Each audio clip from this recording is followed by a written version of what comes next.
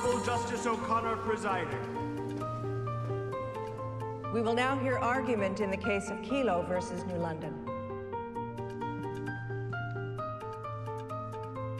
Justice O'Connor, and may it please the court, this case is about whether there are any limits on eminent domain under the public use requirement of the Fifth Amendment.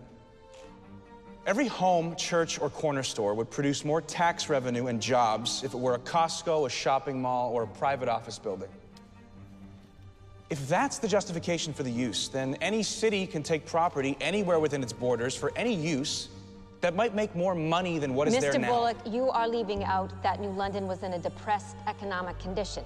The critical fact on the city side is that they wanted to build it up, get more jobs. Every city would like more tax revenue. But you concede that on the fact, more than tax revenue was at stake. The city wants to improve the economy through tax revenue and jobs.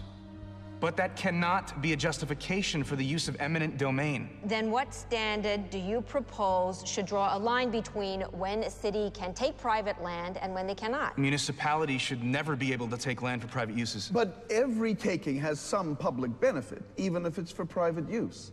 So, given the fact of the world, why shouldn't the law say virtually every taking is all right as long as there is some public benefit? Because, Your Honor, then every property, every business, every home can be taken for any private use. Only if there is a public use, and there almost always is. Do you agree with that?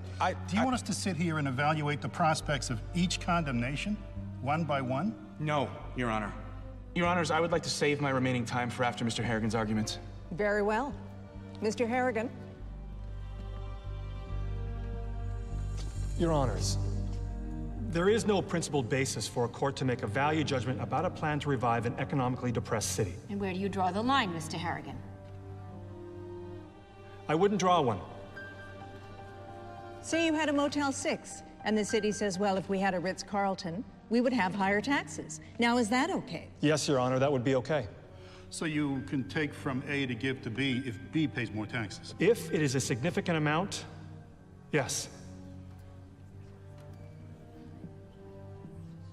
Mr. Bullock, you have time remaining. Would you like to use it for a rebuttal? Thank you, Your Honor. Can you take a Motel 6 and give it to a fancier hotel? Their answer is yes. The one thing that all poor neighborhoods share is that they don't produce much tax revenue. If the court affirms the lower court's decision, then you would put poor neighborhoods and working-class neighborhoods like Fort Trumbull in jeopardy.